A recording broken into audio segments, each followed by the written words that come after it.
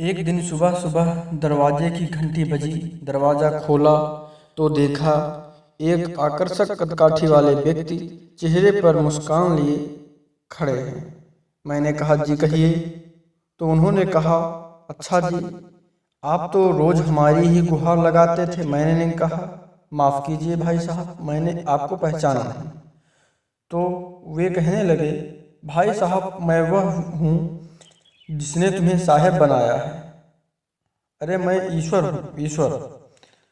तुम हमेशा कहते थे ना कि नजर में बसे हो पर नजर नहीं आते। लो आ गया हूँ। अब आज पूरे दिन तुम्हारे साथ ही रहूंगा। मैंने चिढ़ते हुए कहा, ये क्या मजाक है? ईश्वर ने कहा, नहीं ये मजाक नहीं है, सच है। सिर्फ तुम्हें ही नजर आऊंगा, तुम्हारे सिवा कोई देख या सुन नहीं पाएगा मुझे। कुछ कहता इसके पहले पीछे से माँ आ गई। अकेला खड़ा खड़ा क्या कर रहा है यहाँ? चाय तैयार, चल अंदर आ। अब उनकी बातों पे थोड़ा बहुत यकीन होने लगा था और मन में थोड़ा सा डर भी था। मैं जाकर सोफे पर बैठा ही था तो बगल में आकर प्रभु जी बैठ गए।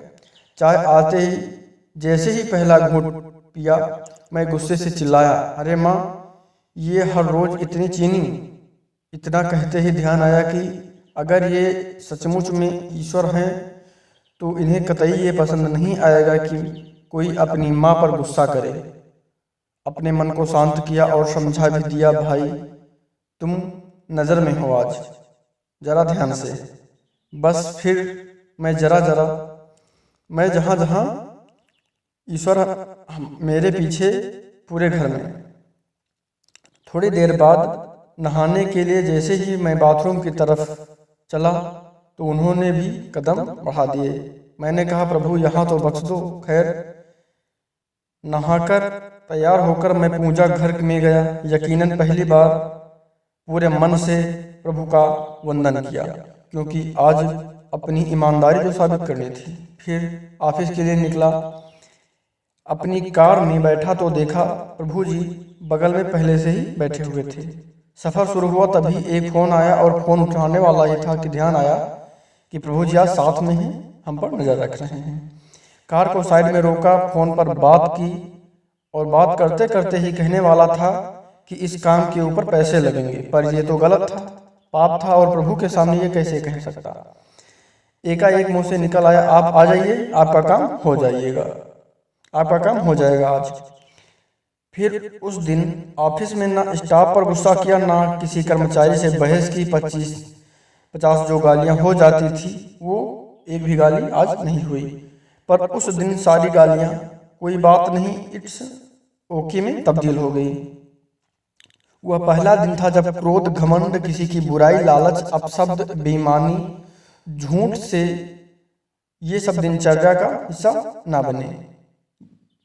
शाम को ऑफिस से निकला, कार में बैठा तो ईश्वर बगल में ही बैठे थे और ईश्वर को मैंने कहा, प्रभु सीट बेल्ट लगा ले, कुछ नियम तो आप भी निभाएं। उनके चेहरे पर संतोष भरी मुस्कान थी।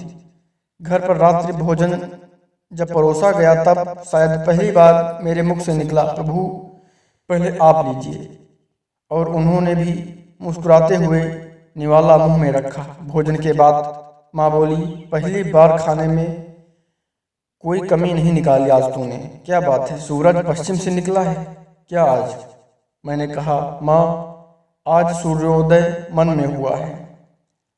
रोज मैं खाना खाता था, आज प्रसाद ग्रहण किया है मैंने, और प्रसाद में कोई कमी नहीं होती। थोड़ी देर टहलने के बाद अपने कमरे में गया।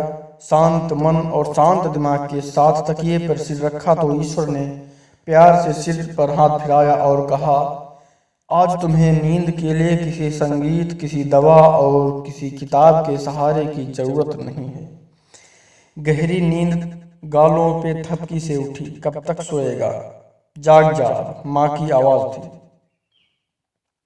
सपना था शायद, हाँ सपना ही था, पर नींद से जाग गया। अब समझ में आया उस प्रभु का इशारा, तुम किसी की नजर में हो, तुम प्रभु की नजर में हो।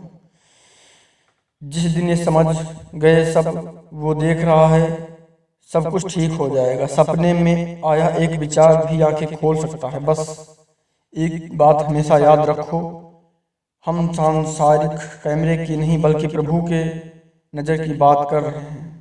हर समय प्रभु हम पर नज़र रख रहे हैं। जय श्री राम।